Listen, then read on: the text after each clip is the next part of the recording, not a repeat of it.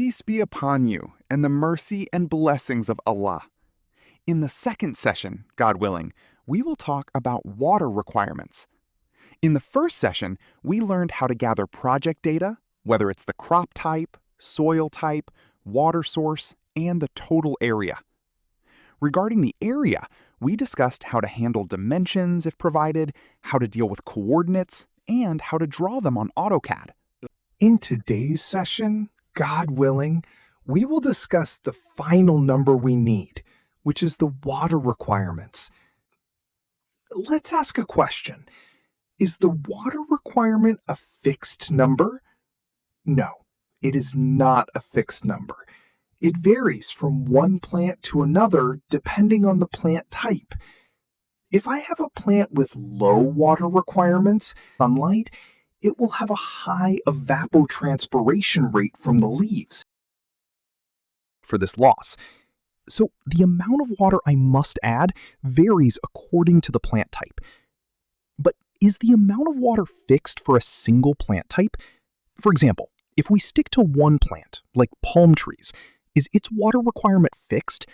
Let's assume it's 100 liters. Is 100 liters a fixed number for all palm trees in the entire world? No, it varies. Well, what does it vary based on? It varies based on the prevailing climatic conditions in the area. Meaning, if I have a hot location with high temperatures year-round, a dry desert environment, it needs a large amount of water to compensate for the loss. However, a location with moderate temperatures needs less water, and a location with low temperatures and a high rainfall rate requires me to add an even smaller amount of water.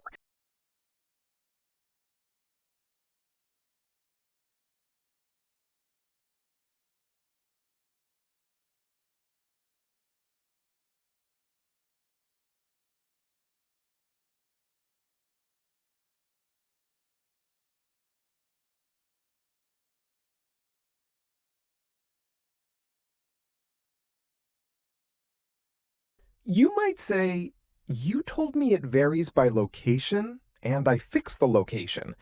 And you told me it varies by plant, and I fixed the plant. Why does it still vary? I'll tell you it varies from one season to another. In winter, temperatures are low, so evaporation is low. And there is also rain. The rain partially compensates for the water requirement. Compare this to summer, for example, where temperatures are high, there is significant evapotranspiration, and there is no rain to compensate for this evapotranspiration. Water requirements are not a fixed number, even for the same plant in the same location. This is what you need to be certain of and understand. Let's understand why it varies. It varies based on 5 factors. They are originally 3 factors, and the other 2 factors affect it indirectly. Let's understand them one by one. How does climate affect it? It affects it through temperature and the intensity of solar radiation hitting the plant, and this is what we discussed in the previous part. If the temperature is high, there is a lot of evapotranspiration, so you need a lot of water. The same idea applies to solar radiation. Well, how does it vary from one plant to another? Based on the amount of leaves on the plant. Take cactus, for example. It basically has no leaves, so the amount of water it needs is very low. A green area is essentially all green leaves, so it requires a high amount of water. It also varies with different seasons and plant age, meaning summer is different from winter, and the plant's age makes a difference. If the plant is still in its early growth stages, it needs a small amount of water, but if it has reached full growth, for instance, the fruiting stage, it needs a large amount of water. This is a point you must understand. Now, the factors that affect it indirectly are soil and irrigation method. How does soil affect it indirectly? It affects the amount of water I apply. Meaning, the soil doesn't change the actual water requirement, but how does it affect the amount of water I add? The plant's water requirement is 100 liters. In sandy soil, it's still 100 liters, and in clay soil, it's also 100 liters. So how does it differ? In sandy soil, I must add small amounts of water at frequent intervals. This is what we discussed in the last session. But if the soil is clay, I can add water At wider intervals, normally, because the soil retains water. How does the irrigation method make a difference? It makes a difference because irrigation efficiency is not 100%. meaning if a plant needs 100 liters and I use drip irrigation, how much will reach the plant? Out of the 100, it will receive 90 to 95 liters. How? We said drip irrigation efficiency is 90 to 95%. So if the plant needs 100, it will only receive 90 to 95 liters. Therefore, I need to add those extra 10 liters so the plant gets its required water. What if it's sprinkler irrigation? I want to add 100. With sprinkler irrigation, if I add 100, only 70 to 75 will reach it, which is its efficiency. So I must add 25% more water, which is 25 liters. I hope this point is clear. We explained it last time, and God willing, when we discuss sprinkler and drip irrigation, we will explain it again. It's a very important point. We must include the irrigation system's efficiency in our calculations. All right, so now we understand the affecting factors. But how do I calculate the water requirement itself? I know these factors affect it, but how do I calculate it? This water requirement is called ETC. What is it exactly? With the sun present and high temperatures, what happens to the soil? Evaporation. Meaning, if I take some water and leave it in the sun for a while, if I check back later, you will find the amount has decreased, or it might have all evaporated completely. The same concept applies here. The soil experiences evaporation. Where does transpiration come from? It comes from the plant's leaves. The plant is directly exposed to solar radiation, and its temperature rises. So what does the plant do to lower its temperature? It undergoes transpiration. It releases water through its stomata to lower its temperature. It's the same idea as when you sweat. Why do you sweat? To reduce your body temperature. Now, let's understand the goal of calculating the water requirement.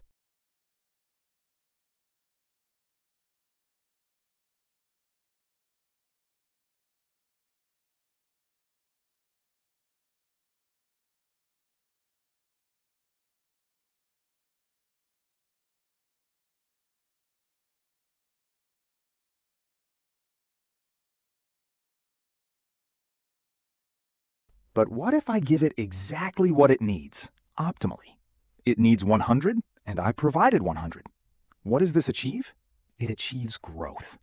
The plant grows ideally and well and produces a natural yield, better than if any deficiency occurred in the plant. So what is this ETC number calculated based on? It is calculated based on ETO, which is the reference evapotranspiration. What is this related to?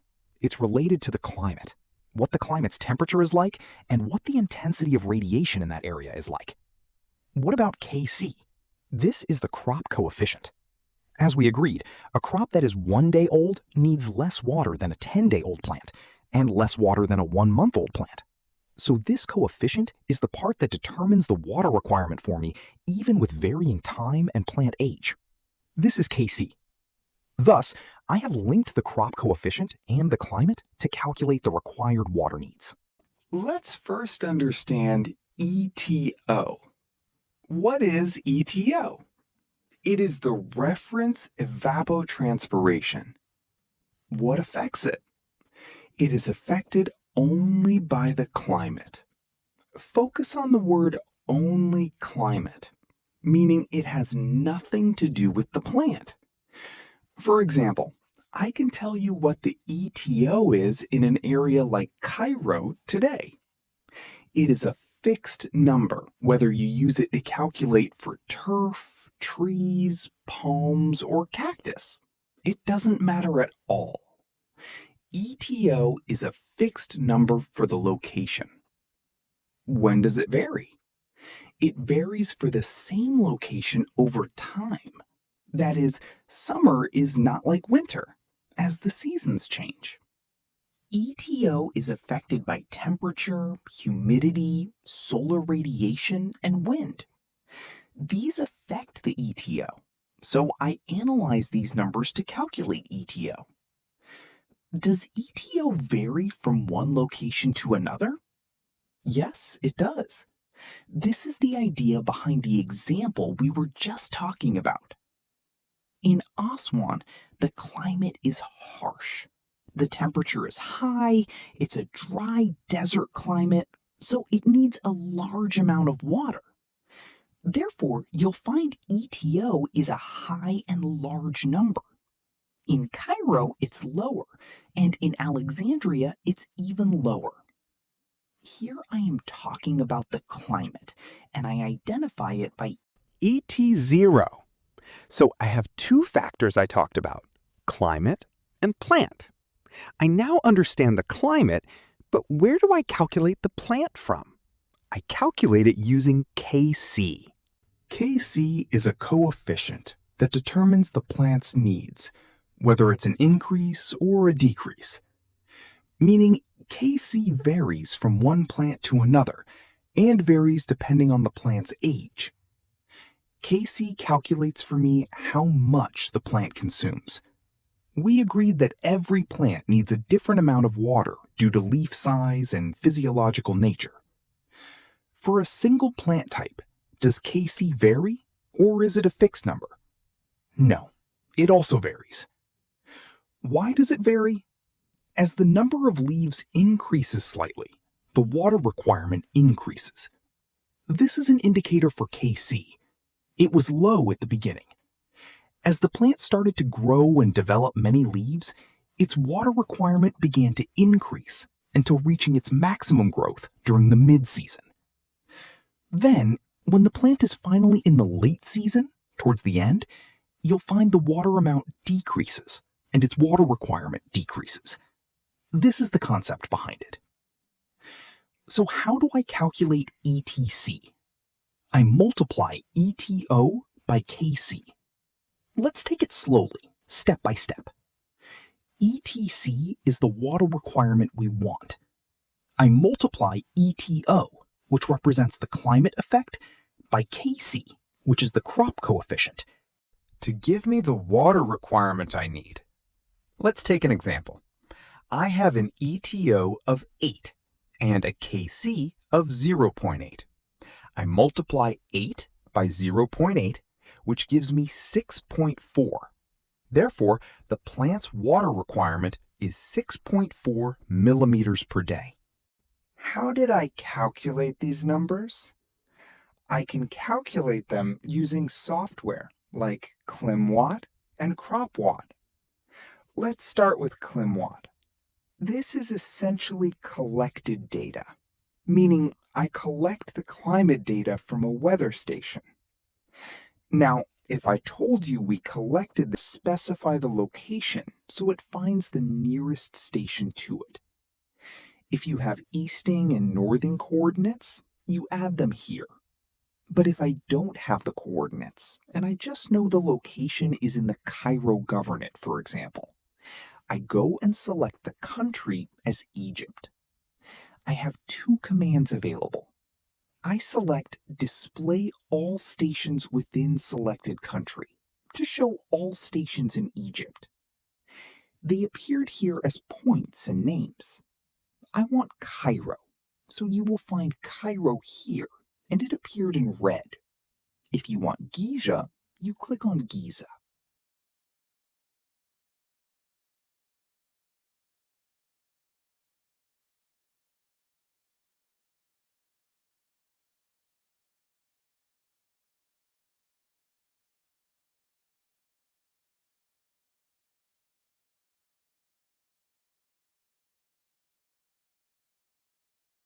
What if I know the location, but don't know the nearest station? If you left-click on it, it will automatically select the closest station directly. Now I have specified the country and location. How do I export the file? You have the command Export Selected Station. I selected Cairo and clicked Export. It will ask me where I want to save it, so I select the location and click OK. I have now exported the ClimWatt file. How do I read it? I go to the CropWatt software. As soon as I open it, I select Climate from here. I clicked, and this interface appeared.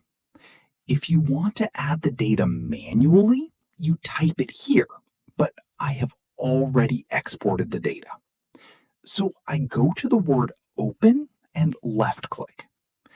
I had it saved on the C drive in Program Files. I select ClimWatt and click Open. I have Cairo there, so I select it and click Open. As soon as I clicked, it opened all the data for me. Temperatures, wind speed, humidity, solar radiation, and finally ETO. The question here is, did ETO vary for the same location? Yes, it varied. Which number should I choose? If I chose the average, which is 6.85, and designed the network based on that, when I reach the extremely hot summer months, I can't just build a new irrigation network. I can't take a pipe that carries 50 and replace it with a 200. So I want to create a design based on the worst case, which represents the harshest climatic conditions, meaning the highest ETO number, which is 9.54. I design based on the maximum limit, and during operation, I will run it according to what it needs. In design, it's perfectly fine to reduce the water amount, but I can't increase it. I close this window and go to crop, the plant. Now that I have calculated ETO, I need to calculate Kc. I select Open and choose the plant name, alfalfa. It opened this screen showing Kc in all its stages. At the beginning, it's 0.4, and in the mid-season, it's 0.95. I will choose the highest number, which is 0.95. I multiply the highest ETO number by the highest Kc number to give me the ETC, the actual water requirement. So, what do we do with ETC? I determine the amount of water I must apply. I figure out the runtime I will irrigate for. And in the design, I will select the type of sprinkler or dripper that delivers the water it needs. Thus, ETC is the most critical point. An example for Cairo. ETO is 7.2 and Kc is 1.15. Multiplying them together gives an ETC equal to 8.28 millimeters per day. What is the unit for ETC? Millimeters per day. A millimeter is a unit of length measurement. It represents the height or thickness of a 1 millimeter water layer over an area of 1 square meter of area. How do I convert millimeters to liters? Through conducted tests, it turns out that 1 millimeter equals 1 liter for an area unit of 1 square meter. Meaning, when I say the plant needs 8 millimeters, it means it needs 8 liters for every 1 square meter of area. Example. ETC came out to be 6 millimeters per day, and the area is 100 square meters. I multiply 6 by 100, which gives me 600 liters per day. What if the area is a fadan? I can't use the word fadan. I break down the fadan into 4,200 square meters, and I multiply 6 by 4,200. Now, will I apply the water over a full 24-hour day? No, you run it for an hour or 2 a day. How do I calculate this? This is called the flow rate. Flow rate, Q, equals volume V divided by time, t. Its measurement units are liters per second, liters per minute, liters per hour, or cubic meters per hour. If I want to run the water for just 2 hours, I divide the water volume by the time, and I get a flow rate of 300 liters per hour. This number determines the entire design for me, from selecting sprinklers and pipe diameters to valves and pumps.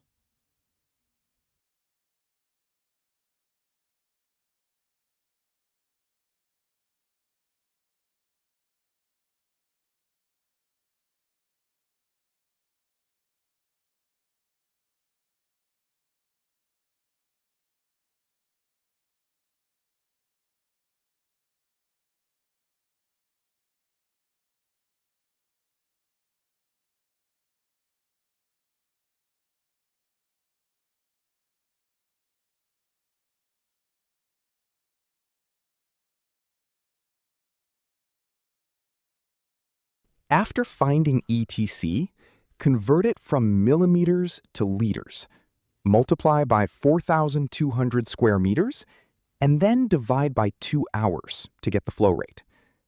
We will use software to calculate the water requirement, which you will find on the platform to download and install. We have now completely covered the data. Next session will be on designing a sprinkler irrigation network. If you have any questions, send me a private message. And don't forget the task.